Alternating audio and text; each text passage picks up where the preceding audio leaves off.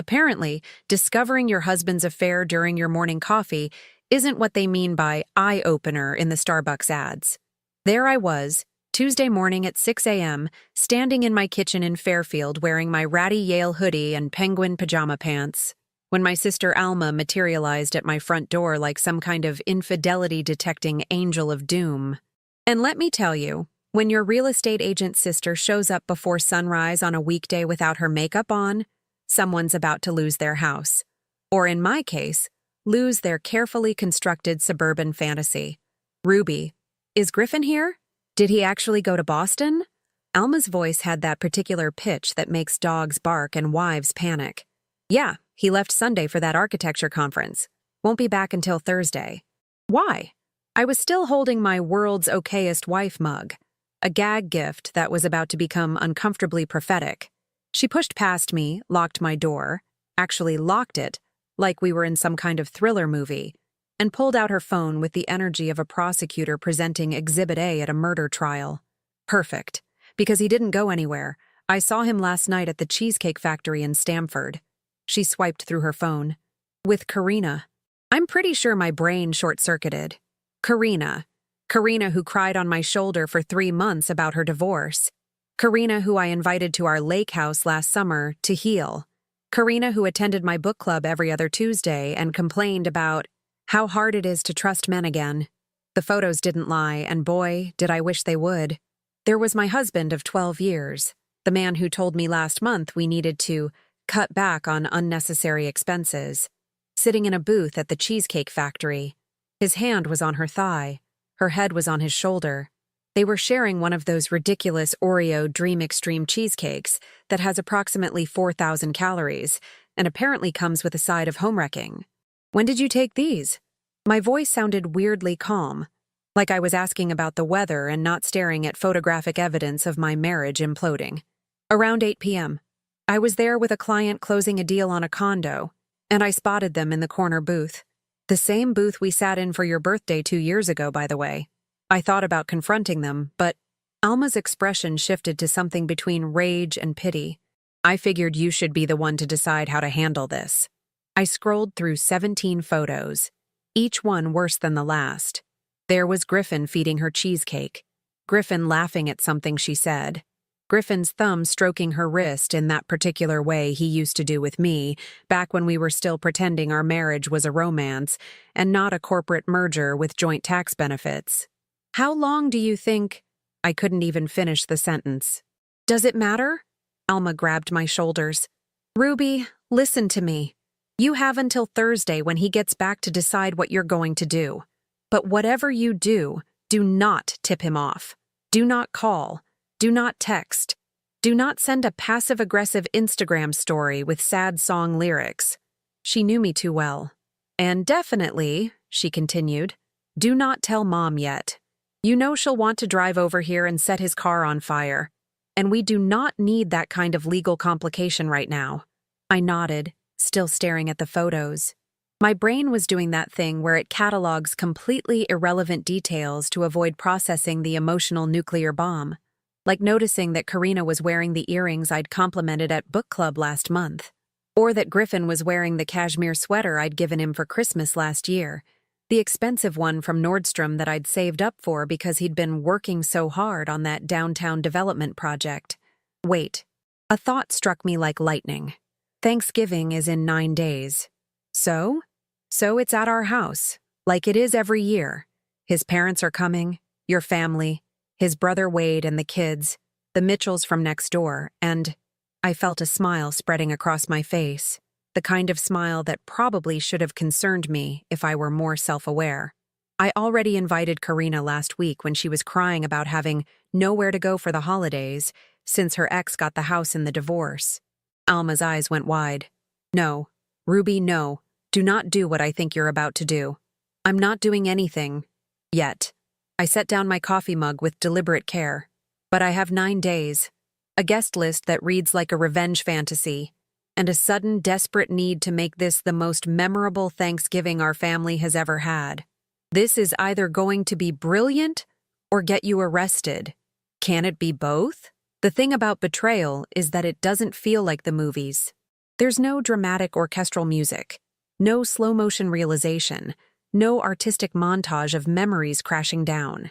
It's just you, standing in your kitchen at 6:15 on a Tuesday morning, looking at photos of your husband's midlife crisis on your sister's iPhone 14 while your coffee gets cold and your dog, a golden retriever named Biscuit, whines at the back door because his bladder doesn't care about your emotional devastation. "Does Heath know?" I asked, referring to Alma's husband. "I called him last night. He's already got his laptop fired up. You know how he feels about cheating after what his brother went through." Alma's expression turned businesslike. "He says if you want, he can help you gather evidence. Heath's got access to your shared laptop at home, the one Griffin uses sometimes. If Griffin saved any passwords there, Heath can work his magic legally. No breaking and entering, digital or otherwise. Tell him yes. Tell him to find everything." I felt something cold and sharp crystallizing in my chest. Not quite anger yet, more like the emotional equivalent of dry ice. If I'm going to do this, I'm going to do it right. No half measures. No benefit of the doubt. No, maybe there's an explanation. That's my girl. Alma pulled me into a hug. For what it's worth, I always thought Griffin was kind of boring. Good-looking, sure. Successful, definitely. But boring. Like missionary position in human form. I laughed, actually laughed, which felt surreal and perfect and completely unhinged. "You're terrible. I'm honest. There's a difference." She grabbed her purse. "I've got a showing at 9, but I'm keeping my phone on loud. You need anything, and I mean anything, you call me. And Ruby? Yeah? Don't let him see it coming." After she left, I sat at my kitchen island for a long time, staring at those photos on my phone. Alma had airdropped them to me, while Biscuit finally gave up waiting for me to let him out and did his business in strategic protest on the foyer rug. I thought about the bedroom upstairs, the one painted whisper gray that Griffin had insisted on when I'd wanted that beautiful teal color. I thought about how much of my life had been painted in shades Griffin preferred, while my favorite colors got pushed aside. Even the dog knew something was broken. Griffin texted me at noon on Tuesday. "Conference is great. Miss you. Love you." I stared at those 3 words, "love you," while sitting in my home office with Heath's laptop open in front of me, displaying a spreadsheet of my husband's lies, organized by date, time, and level of audacity. Turns out, "I love you" loses its romantic impact when it's sandwiched between evidence of 17 motel charges in the past 5 months. "Ruby, you need to see this." Heath was in full forensic mode, his fingers flying across the keyboard with the practiced efficiency of someone who'd helped his own brother through a similar nightmare 2 years ago. Griffin's got a separate Google account. Amateur hour, honestly. He used his birthday as the password, and he saved it on your shared home laptop. Of course he did. My husband, the man who designed an award-winning performing arts center and charged clients 6 figures for his creative genius, couldn't be bothered to use a secure password or remember to log out of his affair management system on the family computer. "What's in it?" I asked, though I wasn't sure I wanted to know. "Everything. Shared calendar with Karina, restaurant reservations, hotel bookings. There's even a shared photo album titled Us." Heath's expression was somewhere between disgust and professional admiration. "They've been documenting their relationship like it's a lifestyle blog. There are pictures from that bed and breakfast in Mystic you wanted to go to for your anniversary." The Mystic one. The place I'd shown Griffin on Instagram, circling the dates, mentioning how romantic it would be. He'd said it was too expensive right now, and suggested we stay home and order Thai food instead. When was that? September 16th. Your actual anniversary is October 2nd, right? I remember because it's the same day Alma and I went to that vineyard tasting. Yeah, October 2nd, 2012. 12 years ago at the Brooklawn Country Club, where his mother cried through the entire ceremony. Happy tears, I'd thought at the time, though now I wondered if Lorraine was just disappointed her son was marrying someone who wasn't good enough. Heath pulled up the reservation confirmation. Griffin checked in Friday, September 15th, checked out Sunday, September 17th. Maritime suite, king bed, champagne package. He scrolled further. And he paid with the credit card attached to your joint account. I laughed. Actually laughed, Because what else do you do when you discover your husband charged his affair to your shared finances? The same account I'd used that week to buy groceries at Whole Foods, where I'd agonized over whether the organic blueberries were worth the extra $3. How much? For the weekend? $647. But Ruby, Heath's voice softened in that way that meant more bad news was coming. It wasn't the first time. I've got Marriott, Hilton, and Holiday Inn charges going back to June.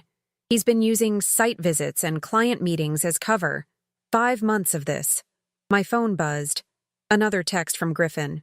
Boring panel on sustainable design. Can't wait to be home. Should we do date night Friday? Date night.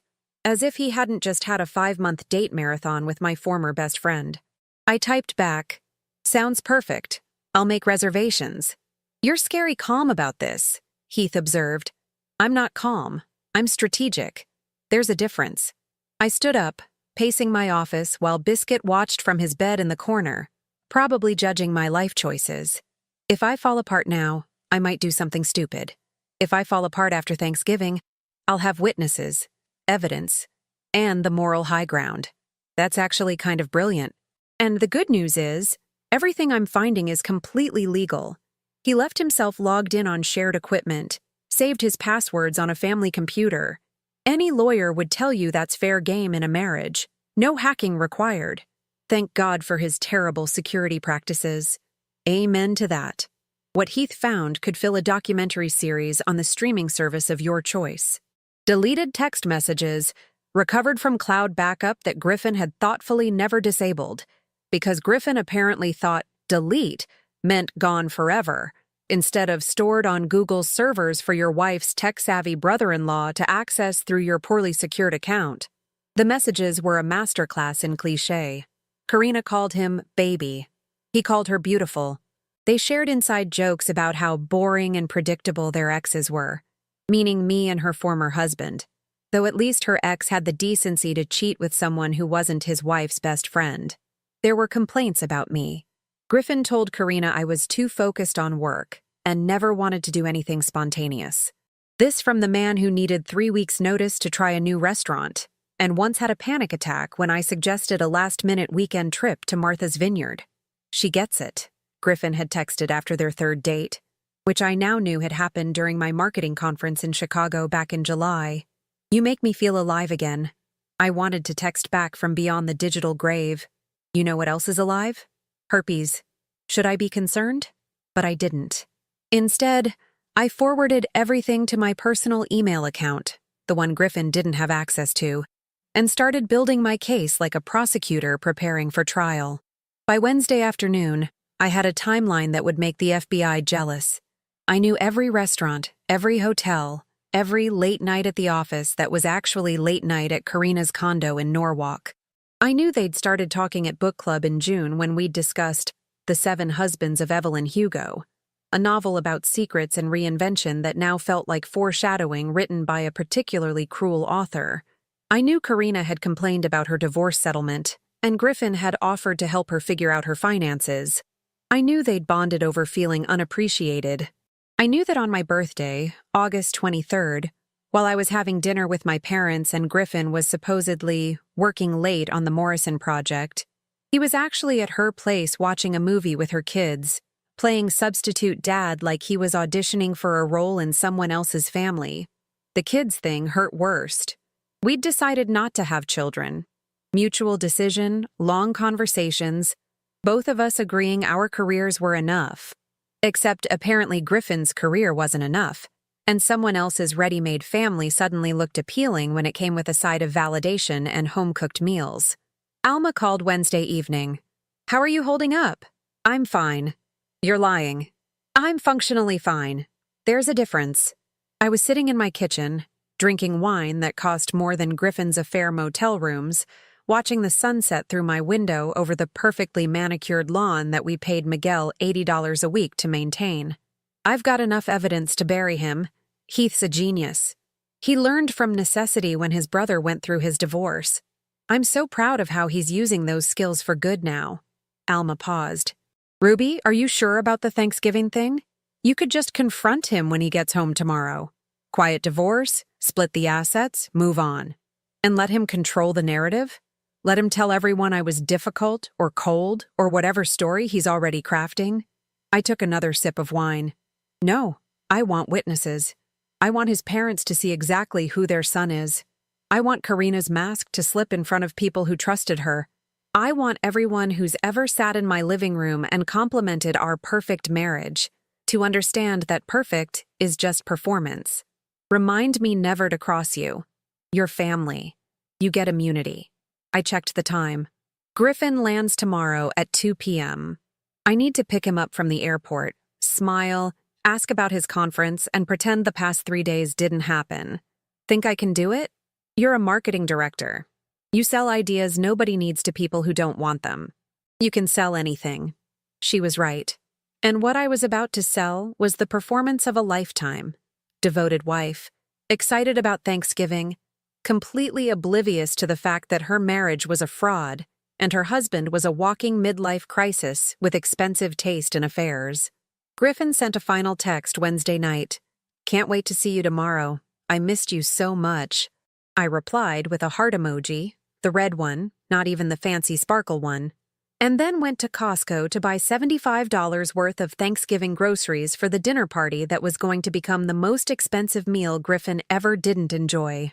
Thursday afternoon at Bradley International Airport, I stood in the arrivals terminal holding a homemade welcome home sign like some kind of deranged contestant on a reality show about women with terrible judgment in men. Griffin emerged from baggage claim at 2:17 p.m. I noted the time because I'm apparently the kind of person who documents her own humiliation now, pulling his carry-on behind him with that confident stride of a man who thinks he got away with something. He was wearing the navy blazer I'd bought him for his 40th birthday, and I wondered if Karina had complimented it during one of their cozy little rendezvous at the Fairfield Inn. Honey. He wrapped me in a hug that smelled like airport coffee and expensive cologne, the Tom Ford one I'd given him last Christmas, which retailed for $140 and apparently doubled as a fair cologne. I missed you so much. I hugged him back, burying my face in his shoulder, and thought about the 17 motel receipts currently saved in my email. I missed you too. How was the conference? Exhausting. Panel after panel about sustainable architecture and green building certifications. He kissed my forehead, the same forehead he'd kissed before leaving Sunday, when he was actually packing for a romantic getaway with someone else. But I got some great contacts. Morrison's going to love the connections I made. Morrison, his boss.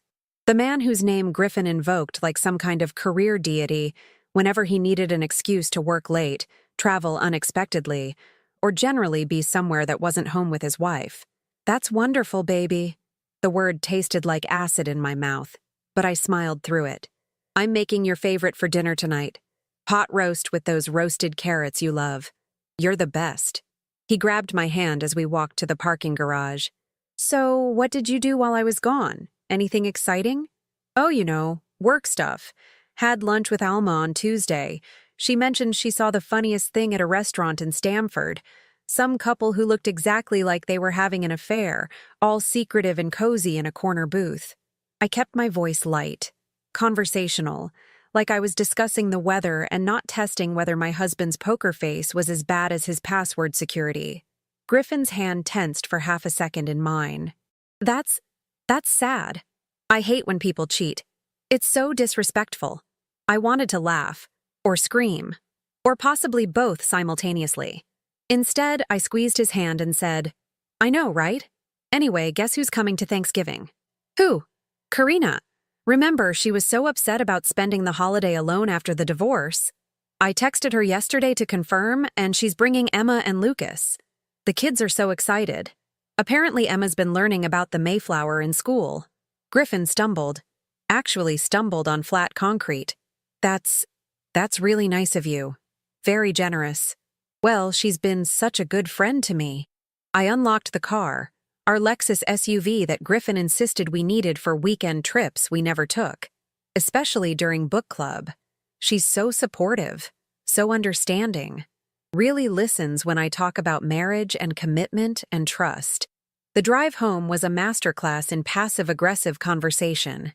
Griffin told elaborate lies about his Boston conference. I mentally checked each detail against his actual location history, which Heath had helpfully provided in a color-coded spreadsheet. He'd been in Connecticut the entire time, bouncing between Karina's place and a Marriott in Norwalk that offered weekly rates, and apparently no questions about guests who checked in for business during a supposed out-of-state trip. That evening, over pot roast neither of us really ate, Griffin asked about Thanksgiving preparations. "I've got everything planned," I told him, pushing a carrot around my plate. "Your parents arrive Wednesday night. Alma and Heath are coming Thursday morning to help set up. Your brother Wade texted yesterday. He and Simone are driving up from New Haven with the twins. The Mitchells from next door, obviously. My parents are driving up from New Jersey. And Karina with her kids makes—" I counted on my fingers like I was just now tallying it up and not planning this like a military operation. 17 people total. Wade's coming? I thought he said maybe. He confirmed Tuesday. Said the twins are excited to see their uncle. I smiled sweetly. It'll be nice having family together. All of them. At once, in one room. That's a lot of people. It's Thanksgiving. Go big or go home, right? I smiled at him across our dining room table. The farmhouse table we'd picked out together at that boutique furniture store in Westport 3 years ago, back when I still thought we were building a life instead of constructing an elaborate set for his performance of devoted husband. Over the next 6 days, I became someone I didn't recognize. Marketing director by day, vengeful mastermind by night. I confirmed RSVPs with the enthusiasm of someone planning a surprise party instead of a surprise divorce announcement. I bought a new tablecloth from HomeGoods. $60, but worth it for the aesthetic of my public humiliation. I ordered a turkey from the fancy butcher in town because if I was going to ruin Thanksgiving, we were at least going to have good food, and I built the PowerPoint. Heath had given me everything in organized folders. Photos, text messages, hotel receipts, location data, deleted emails that weren't actually deleted because cloud storage is forever, and my husband was an idiot. I spent 3 nights after Griffin fell asleep. He'd been sleeping great. Apparently, conscience-free living agrees with some people, creating 47 slides of pure, documented devastation. Slide 1 was titled, "An Architectural Analysis of How My Marriage Collapsed." Because if Griffin wanted to be clever with his career metaphors, I could be clever with my revenge presentation. Slides 2 through 15 covered the timeline with dates, locations, and expenditures. I'd color-coded everything. Blue for lies, red for money spent, purple for particularly egregious text messages. It looked like a corporate quarterly report if corporations reported on emotional fraud instead of earnings. Slides 16 through 30 were the photos. Chronologically organized, naturally, because I'm nothing if not thorough. The Cheesecake Factory, various parking lots, the Maritime Suite in Mystic that I'd wanted to visit, Karina's condo complex, each one captioned with the date and whatever lie Griffin had told me that day. Slides 31 through 45 were the text messages. The I love yous, and she doesn't understand me, and you make me feel alive, and every other cliché that apparently still works on people who should know better. I'd highlighted the messages where they discussed me. The boring wife, the workaholic, the woman who didn't appreciate what she had. Slide 46 was financial. A spreadsheet showing every dollar of our joint money that funded his affair. Hotels, dinners, gifts, weekend getaways. All itemized like a really depressing Costco receipt. Total spent, $4,732. Slide 47 was just one sentence in 72-point font. Happy Thanksgiving. Dinner is served. Tuesday before Thanksgiving, I called my parents. Mom, Dad, quick heads up. Thursday's going to be memorable. My mother, bless her, immediately understood. Ruby Ann, what did you do? Nothing yet. But I'm going to need you both to act surprised when it happens. When what happens? You'll know it when you see it. Just trust me. And maybe warn Dad to leave his heart medication accessible. Minha filha, what are you planning? My father's Portuguese accent got thicker when he was worried. Justice, Pai. Just justice. Wednesday night, Griffin's parents arrived from their retirement community in Rhode Island. Lorraine hugged me with her usual tepid affection.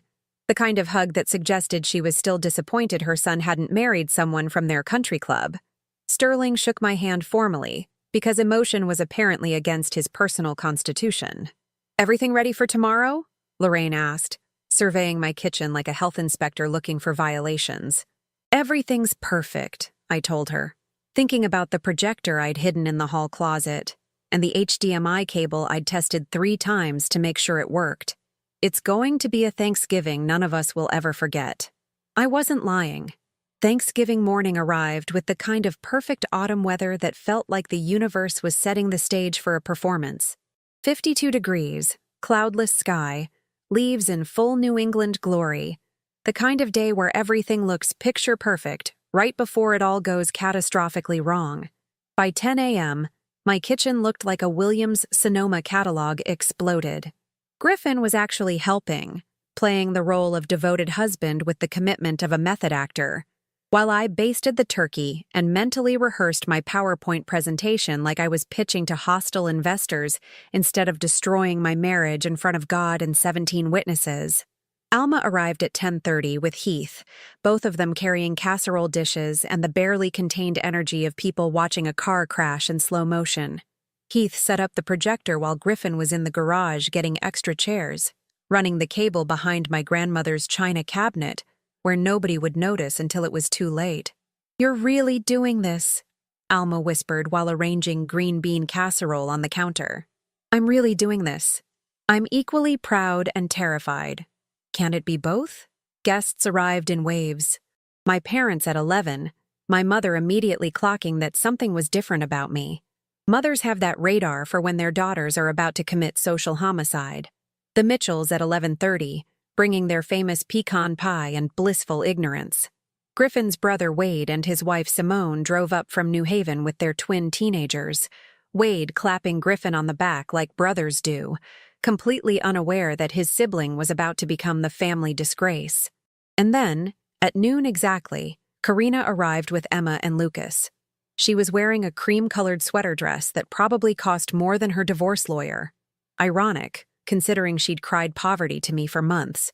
Her kids ran in with the chaos of children who had no idea their mother was about to become the second act of a revenge tragedy playing out in real time. "Ruby!" Karina hugged me with the enthusiasm of someone who thought she'd gotten away with something. "Thank you so much for including us. You're such a good friend."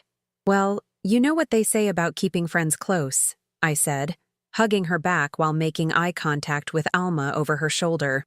Alma's expression suggested she was either going to burst out laughing or have a panic attack, possibly both simultaneously. Griffin's face when Karina walked in was a masterpiece of controlled panic.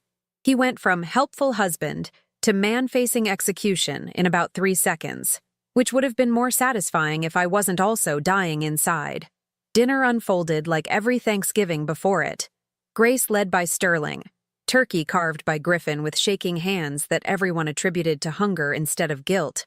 Side dishes passed around with the usual compliments and family small talk. Karina sat directly across from me at our dining table, the extended version that seated 24 and cost us $2,000 3 years ago, smiling and laughing and playing her role perfectly. As people were finishing their plates and reaching for seconds, Emma asked if Griffin and I were going to have kids. "You'd be such a good dad, Mr. Griffin. You were so fun when you came over for movie night." The table went silent. Several people looked confused. Lorraine's fork stopped halfway to her mouth. My mother's eyes narrowed with the precision of a sniper acquiring a target. Griffin choked on his wine. Actually choked. "I, helped Karina move some furniture a few weeks ago. The kids must be remembering that." "No, it was last month when we watched Encanto," Emma continued, oblivious to the fact that she'd just handed me ammunition I didn't even need. "You made popcorn with extra butter, remember? And you said, 'Emma, honey, eat your turkey,'" Karina interrupted, her face the color of my cranberry sauce. Perfect timing. I'd been ready to launch my presentation anyway, but Emma's innocent revelation was the appetizer I hadn't even ordered. I stood up, wine glass in hand. "Before we move on to dessert, I wanted to share something. Griffin, you know how you're always saying I should use my marketing skills more creatively?" I smiled at him. The same smile I'd used at our wedding when promising to love and cherish him through richer and poorer, sickness and health, and apparently through hotel receipts and affair management. Well, I made a presentation. Heath, could you help me with the projector? What presentation? Griffin's voice had gone up an octave. Just a little something about architectural design and structural integrity. You know, your favorite topics. The lights dimmed. The projector hummed to life. And there it was, projected on my dining room wall in high definition. Slide 1. An architectural analysis of how my marriage collapsed. You could have heard a pin drop in a wind tunnel. Ruby, what is this? Griffin stood up so fast his chair fell backward. Sit down, Griffin. We're just getting to the good part.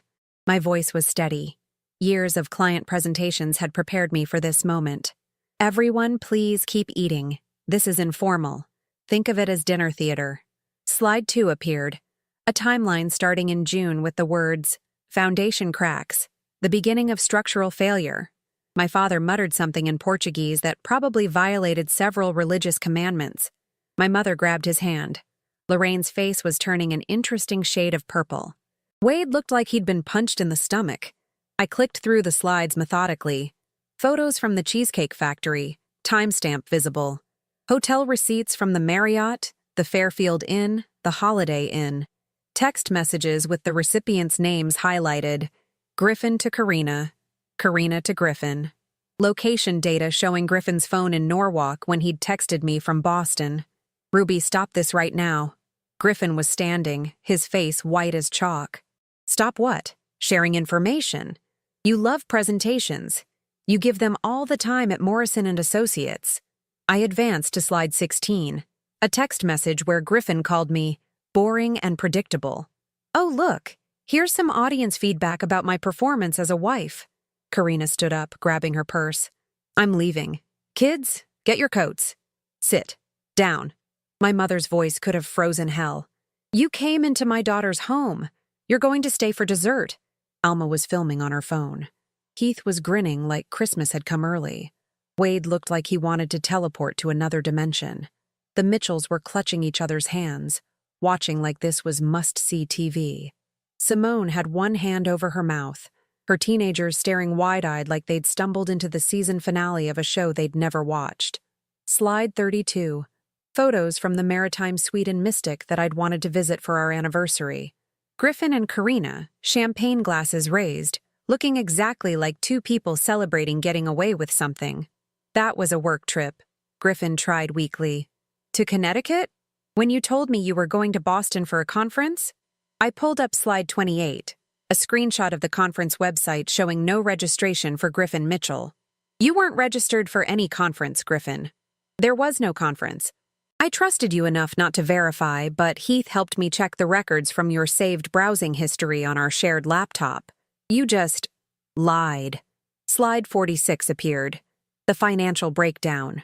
$4,732 of our joint money funding his affair, itemized like an expense report for infidelity. You spent our money on this? Lorraine's voice shook. Our money that we gave you for the house down payment? That was news to me, but I tucked it away for the divorce proceedings. Sterling stood up. Griffin Michael, what have you done? Slide 47 appeared on the wall. Happy Thanksgiving. Dinner is served. I set down the remote. I want a divorce. I'm keeping the house since I've been paying 70% of the mortgage anyway. Surprise, I checked the account records. Karina, you can have him. Consider it my Thanksgiving gift. He's clearly very good at playing house with someone else's children. Griffin's mouth opened and closed like a fish on dry land. Ruby, please. We can talk about this privately. We're done talking. We're done lying. We're done pretending. I looked around the table at 17 witnesses to the death of my marriage. But please, everyone, have dessert. The pecan pie is supposed to be excellent. The pecan pie, for the record, was excellent. What happened after slide 47 became the stuff of Fairfield legend, the kind of story that gets whispered about at book clubs and PTA meetings for years. Griffin left that night with his parents, who looked at their son like they'd discovered he was actually a stranger wearing their child's face. Karina grabbed her kids and fled so fast she left her casserole dish behind. I still have it, actually, sitting in my cabinet like a trophy from a war I didn't want to fight, but definitely won. The divorce took 6 months, and I want to be clear about something. We never needed the hacked evidence. Griffin's lawyer took one look at the public humiliation. Alma's video had somehow found its way to several neighborhood Facebook groups. Funny how that happens. And the fact that 17 people could testify to his admission by silence and advised his client to settle quickly. The evidence Heath found from Griffin's poorly secured accounts on our shared laptop was just insurance we never had to use. Sometimes the court of public opinion is more powerful than any legal evidence. I got the house, the Lexus, 70% of our savings, and Biscuit. Though let's be honest, the dog was always more mine anyway. Griffin got his professional reputation slightly intact, which was generous considering Lorraine, in a fit of maternal rage and disappointment, wrote a strongly worded letter to Morrison and Associates expressing her concerns about her son's judgment. They quietly suggested he might find opportunities elsewhere more suitable to his needs. Turns out ethical lapses in personal life make clients nervous about ethical lapses in 7-figure construction projects. Who knew? Karina moved to Massachusetts 3 months after Thanksgiving. Apparently, Fairfield became uncomfortable when every woman at book club started treating her like she had a contagious disease. Last I heard, she's dating someone new, probably telling him all about her terrible ex-husband, and conveniently leaving out the part where she became someone else's terrible ex-wife. Griffin moved to New York City, got a job at a smaller firm, and from what Alma tells me, because she still keeps tabs like it's a hobby, he's dating a 26-year-old paralegal who definitely doesn't know about his track record. I'd feel bad for her, but I've learned that some people need to touch the stove themselves before they believe it's hot. 3 years have passed since that Thanksgiving, and the house feels different now. Emptier in some ways, fuller in others. I repainted the bedroom. Goodbye to the whisper gray Griffin insisted on. Hello to that deep teal I'd always wanted. The color I'd pointed out in magazines, the shade I'd loved since I was a kid, but had been too accommodating to insist on. I turned his home office into my creative space, filled it with plants and art supplies and all the clutter he used to complain about. Biscuit has his favorite spot by the window where he watches the neighborhood like he's conducting surveillance. I still host Thanksgiving. Took back the tradition last year with just my family and people who haven't committed fraud against me. Alma brings the casserole. Heath brings the wine and the reminder that technology tells the truth even when people don't. My mother brings her famous rice and the satisfaction of having raised a daughter who knows her worth. The thing about betrayal is that it doesn't destroy you the way people think it will. It's not the dramatic explosion from movies where the protagonist falls apart and needs rescuing. It's quieter than that. It's standing in your kitchen on a random Tuesday, making coffee in your world's okayest wife mug. Yes, I still use it. The irony is too good. And realizing you're genuinely okay. Not fake it till you make it okay, but actually, fundamentally fine. I learned that trust isn't something you give freely and then feel stupid about when it breaks. Trust is just information. When someone shows you they're untrustworthy, that's data. What you do with that data determines whether you're a victim or a strategist. I learned that revenge doesn't have to be ugly to be effective. Sometimes it's just the truth, presented with good lighting and an HDMI cable. I learned that the people who truly love you will sit through a 47-slide PowerPoint of your pain and still ask if you need help with the dishes afterward. And I learned that happily ever after is a marketing slogan, but happily after is achievable if you're willing to redefine what happiness looks like without someone who never deserved to share it with you in the first place. Griffin texted me 8 months ago. Apparently 2+ years was his statute of limitations on shame, asking if we could talk as friends. I blocked the number. Some bridges aren't worth rebuilding. They're better as firewood. These days, I'm 41, single, mortgage-free, and running my own marketing consultancy from my home office that used to be Griffin's. I've got a golden retriever who doesn't lie to me, a sister who would commit felonies for me, and a brother-in-law who treats digital forensics like a competitive sport. I've got a house painted in colors I actually like, and the kind of peace that only comes from knowing exactly who you are when nobody's watching. And I've got one truly perfect Thanksgiving story that gets better every time I tell it. Some people build their legacy through children or careers or charitable works. Me, I built mine through 47 PowerPoint slides and the courage to hit play in front of 17 witnesses. Not all heroes wear capes. Some of us just know our way around Microsoft Office.